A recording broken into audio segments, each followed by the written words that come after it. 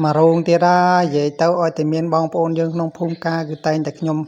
ទៅថតផ្តិតយកវីដេអូចែកជូនបងប្អូនទស្សនាក៏ដូចជាទុកអនុស្សាវរីយ៍សម្រាប់ម្ចាស់កម្មវិធីផងគាត់ផ្ទាល់ដែរហើយយើងបើកឆាមកគឺយើងមានន័យទេមានតែជួយរៀបចំផ្លែឈើញាប់ដៃញាប់ជើងទុកត្រៀមព្រឹកឡើងហើយចំនួនណាហើយពេលយប់ហ្នឹងយើងរៀបចំផ្លែឈើម្រងទុកហ្នឹងក៏យើងមានកម្មវិធីមួយគឺរាំវង់ហើយខ្ញុំក៏បានទៅថតដល់កន្លែងគេពងរាំដែរនិយាយទៅផ្តិតរូបភាពឲ្យច្បាស់ចែកជូនបងប្អូនទស្សនាអញ្ចឹងណាកុំថតឆ្ងាយអញ្ចឹងយើងរេថតយកទាំងអស់និយាយទៅឲ្យតែបងប្អូនយើងនៅចិត្តខ្ញុំគឺខ្ញុំចាប់មុខដៃចូលនៅក្នុងកាមេរ៉ាខ្ញុំទាំងអស់កម្មវិធីនេះគឺពេលព្រឹកហ្នឹងគឺមានបងប្អូនយើងអំពូមីងយើងគឺចាប់ផ្ដើមមកជុំគ្នាបដាហើយគឺយើងពេលព្រឹកនេះគឺយើងកម្មវិធីមួយគឺហែចំនួនគឺមានបងប្អូនយើងផ្សេងដែលម្ចាស់កម្មវិធីក៏អញ្ជើញមកចូលរួមជួយហែចំនួនពេលព្រឹកហ្នឹង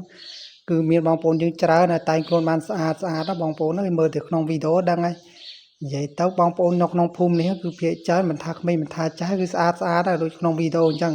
និយាយទៅខ្ញុំរៀបរាប់ដោយបងប្អូនបានទស្សនានឹងឃើញជាក់ស្ដែងហើយភាគច្រើនគឺស្អាតដែរអ្នកក្មេងអ្នកចាស់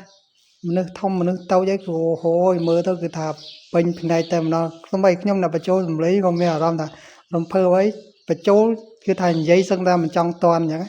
ដោយសារតែបងប្អូនយើងក្នុងភូមិគឺស្អាតដែរគាត់ចេះរក្សាខ្លួនថែខ្លួននិយាយទៅស្អាតអញ្ចឹងតើបានចេះទេក្មេងភាគច្រើនមានគូលឿនណាអញ្ចឹងបានថាឥឡូវហ្នឹងក្នុងភូមិរបស់ខ្ញុំហ្នឹងគេថាអស់ក្មេងហើយនិយាយទៅក្មេងសល់1 2ហ្នឹងសឹងថាចង់អភិរក្សដោយសារតែអស់ក្មេងដល់គូលឿនពេកណោះស្អីអាចចែមទូចតាចនៅមុខសល់តែទូចខ្ញុំថារៀងពេញវ័យគេថាទៅអស់ហើយកក់ដាច់អស់ហើយគឺមានគូដល់អីអស់ហើយនិយាយទៅបើក្នុងកម្មវិធីផ្សេងហ្នឹងវាថាបងប្អូនយើងចូលរួមពួកគាត់លេងមកអស់ដៃដូចក្នុងវីដេអូអញ្ចឹងគឺស្អាតដែរហើយខ្ញុំក៏មិនឲ្យរំលងចាប់ដើមទាញកាមេរ៉ាមកថតឥឡូវនេះយើងមកងាកមកមើលកម្មវិធីរបស់យើងវិញគឺយើងធ្វើការហែផ្លែឈើចូលរោងជ័យហ្នឹងគឺមិនឆ្ងាយពីរោងជ័យប្រហែលនេះយើងដើររៀងឆ្ងាយបន្តិចគ្រាន់តែការហែចូលរោងជ័យឡើងវិញហ្នឹងនិយាយទៅគេធ្វើប្រគ្រប់កិច្ចដូចយើងហែពីដើមអញ្ចឹងលក្ខណៈដើរចេញពីរោងជ័យចូលរោងជ័យវិញអញ្ចឹងជាការប្រគ្រប់កិច្ចរបស់គេហើយនេះគឺយើងមកដល់មុខរោងជ័យគេយើងកន្លែងនេះរៀងរាំងស្ទះបន្តិចដោយសារតែមានគេហៅអាចារ្យចៅមហាហ្នឹងគឺចាប់ដើមឆ្លើយឆ្លងគ្នាមកសន្ទុះអញ្ចឹងទៅបន្ទាប់មកយើងអាចចូលទៅក្នុងបានហើយយើងអាចរកកន្លែងគួរសមមានកៅអីមានគេរៀបចំនៅក្នុងស្រាប់ហើយនិយាយទៅបងប្អូនយើងនៅក្នុងកម្មវិធីការហ្នឹងគឺយើងពេលព្រឹកនេះគឺត្រូវតែរូតរះមកទាំងអស់គ្នាមិនថាខ្ញុំមិនថាគេគឺត្រូវតែរូតរះមកបើមិនចឹងអត់តន់ព្រោះគេធ្វើរៀងព្រឹកដែរពេលព្រលឹមហ្នឹងហើយនៅខាងមុខហ្នឹងគឺមានអ្នកកាន់ផ្កាអមយើងទាំងសងខាងអញ្ចឹងហើយអ្នកកាន់ផ្កាស្អាតដែរខាងគៀនហ្នឹងគឺមានកូនកំឡោះបងណាមានកូនកំឡោះដែលយើងហែចូលរោងជ័យមិញហ្នឹងហើយយើងមកដល់ហ្នឹងគឺមានបងប្អូនអំពូមីងយើងអង្គុយត្រៀបត្រាអញ្ចឹងទៅខ្ញុំមកដល់រៀងកន្លែងហ្នឹងបាត់កៅអីអស់ដែរអញ្ចឹងខ្ញុំមកក្រោយហ្នឹងណាអង្គុយខាងនេះក៏មួយយ៉ាងដែរណាមួយវាច្បាស់ហងកាមេរ៉ារបស់យើងគឺថាបានពលឺថ្ងៃជួយជះទៅលិចអញ្ចឹងនិយាយវាថតរៀងគ្រាន់ច្បាស់ជាងមុនមកកម្រិតទៀតដែរឥឡូវនេះយើងមកមើលតួឯករបស់យើងគេហៅថាតួស្រីដែលយើងរងចាំតឹងយូរហ្នឹងគឺថាមកដល់ហើយសម្រាប់ថ្ងៃហ្នឹងគឺស្អាតមែនតើសាច់សម៉ត់ឆ្លុងតែម្ដងនិយាយទៅអត់តែមានកម្មវិធីផ្សេងហ្នឹងកូនកំមុំពីចាញ់គេក្នុងមួយរោងតែម្ដងបើតែងខ្លួនធម្មតាដោយបងអំពូមីងក៏ដូចជាបងប្អូនយើងដែលមកហែផ្លែឈើហ្នឹងគឺថាអាចនឹងច្រឡំគ្នាអញ្ចឹងគេតែងខ្លួនឲ្យប្លែកមានហូលប្រមងបុរាណអញ្ចឹងទៅឥឡូវនេះយើងមកមើលចុងភៅនៅខាងក្រោយគឺថាចាប់ដើមញាប់ដៃញាប់ជើងដូចគ្នាត្រៀមបបរសម្រាប់ដើម្បីទទួលបងប្អូនដែលជួយហែផ្លែឈើចូលរោងជ័យអញ្ចឹងណាកម្មវិធីនេះគឺធ្វើរយៈពេល2ថ្ងៃហ្នឹងគឺមានបងប្អូនចូលរួមគឺតាំងពីថ្ងៃដំបូងរហូតដល់ថ្ងៃបញ្ចប់និយាយទៅឲ្យតែមានបងប្អូនយើងចូលរួមបែបនេះគឺសប្បាយដូចកម្មវិធីមុនអញ្ចឹងស្រីរបស់យើងឬក៏កូនកំមុំហ្នឹងគឺចាប់ដើមម្ដងនេះគឺមកគ្នាទាំងគូតែម្ដងគឺមានកូនកំមុំកូនកន្លោះមួយទៀតគឺអ្នកកំដរនៅពីក្រោយផងដែរដែលជាពិសេសនោះគឺអំពូមីងមាននៅក្នុងដៃនេះគឺមានផ្កាបាចឲ្យពរឲ្យជ័យដល់កូនកំមុំកូនកន្លោះនៅថ្ងៃកម្មវិធីពិសេសរបស់គាត់ផងដែរបន្ទាប់ពីកូនកំមុំកូនកន្លោះតផុតហើយគឺយើងចាប់ដើមអង្គុយរកកន្លែងគួរសមធម្មតាដូចមុនឥឡូវនេះគឺយើងបង្វែរកាមេរ៉ាមកចាប់មុខអំពូមីងមារបស់យើងម្ដងអំពូមីងមារបស់យើងថ្ងៃហ្នឹងគឺតែងខ្លួនហ្នឹងគឺមានសម្លៀកបំពាក់គឺពណ៌ចម្រុះតែម្ដងឲ្យតែតែងខ្លួនកម្មវិធីការគឺស្អាតខុសពីកម្មវិធីបុណ្យណាកម្មវិធីការគឺយើងអាចតែងខ្លួនបានដោយសេរីអាចសម្លៀកបំពាក់បែបបុរាណសម័យក៏បានដែរនិយាយទៅបើយើងអាចមានសម្លៀកបំពាក់បែបណាក៏យើងអាចចូលរួមកម្មវិធីការបានដែរ ជាពិសេសសម្លៀកបំពាក់បុរាណគឺលេចធ្លោជាងគេតែម្ដងដោយតែសម្លៀកបំពាក់ខ្មែរយើងបុរាណគឺចេញមកគឺស្អាតណាស់លើកសម្រស់ខ្លាំងជាងសម្លៀកបំពាក់បែបសម័យទៅទៀតភាគច្រើនបងប្អូនខ្មែរយើងគឺស្លៀកសម្លៀកបំពាក់បុរាណហើយគឺសម្លៀកបំពាក់បុរាណវាលេចធ្លោជាងសម័យព្រោះសម័យ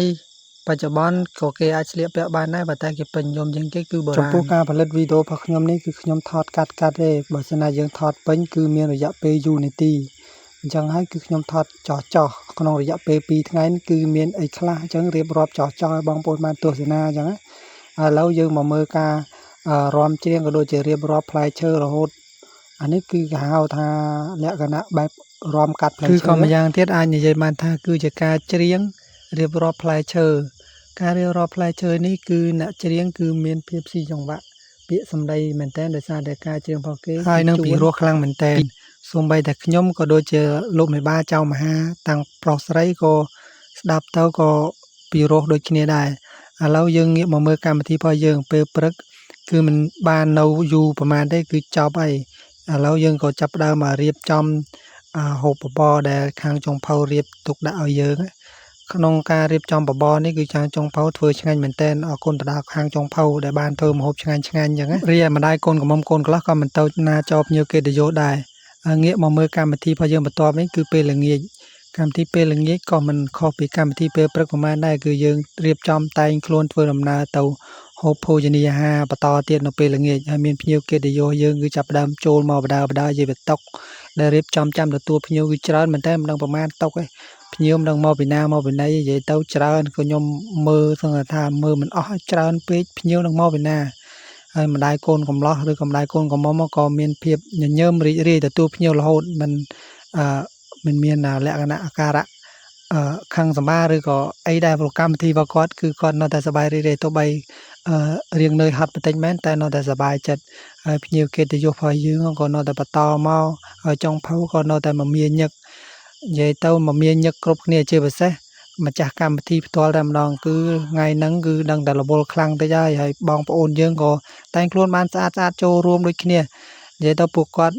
តែងខ្លួនហ្នឹងគឺថាមកចូលរួមបម្រើភ្ញៀវក៏ដូចតែទទួលភ្ញៀវកិត្តិយសរបស់យើងកម្មវិធីរបស់យើងហ្នឹងគឺមានភាពអធិកអធមក៏ឬក៏សប្បាយរីករាយកាន់តែខ្លាំងមួយកម្រិតទៀតហើយបងប្អូនយើងជុលកែវសប្បាយខ្ញុំឲ្យជុលគេដែរជុលហូបខ្ញុំមិនហូបបានច្រើនប៉ុន្មានទេខ្លាចច្រវឹងអញ្ចឹងណាវល់តែថតបងប្អូនយើងជុលកែវផ្សេងទៀតហើយបងប្អូនជុលកែវផ្សេងទៀតក៏សប្បាយរីករាយដោយសារតែម្ហូបក៏ឆ្ងាញ់ម្ចាស់កម្មវិធីក៏សប្បាយចិត្តយើងភ្ញៀវកិត្តិយសក៏សប្បាយចិត្តបានចូលរួមហើយឃើញមនុស្សអ៊ូអរចាក់ភ្លេងមានភ្លើងងាកមកមើលវីដេអូរបស់យើងក៏ដល់ទីបញ្ចប់ហើយដែរអរគុណសម្រាប់បងប្អូនទស្សនាវីដេអូរបស់ខ្ញុំរហូតតាំងពីដើមរហូតដល់ចប់បើសិនណាជាមានពាក្យខុសឆ្គងក៏សូមអខន្តីអភ័យទោសជួបគ្នានៅវីដេអូក្រោយ